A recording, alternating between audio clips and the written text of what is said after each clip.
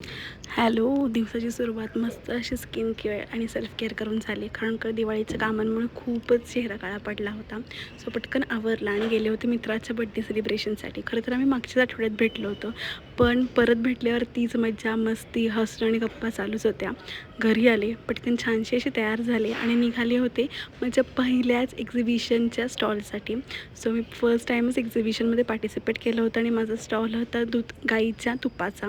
So इथे आमच्याकडे गाईचं आणि म्हशीचं दोन्ही तूप अवेलेबल होतं. त्याच्यामध्ये पावशेर, 1 किलो आणि अर्धा किलोचे पॅकेट्स होते आणि त्याच तुपामध्ये तयार केलेले बुंदीचे लाडू, रव्याचे लाडू आणि बेसनाचे लाडू असे आयटम्स आम्ही स्टॉलमध्ये ठेवले होते. आणि तुम्हालाही जर तूप हवं असेल तर नक्की मला DM करा. हा खरं तर माझा पहिलाच एक्सपिरियन्स होता. तो खूपच मस्त होता.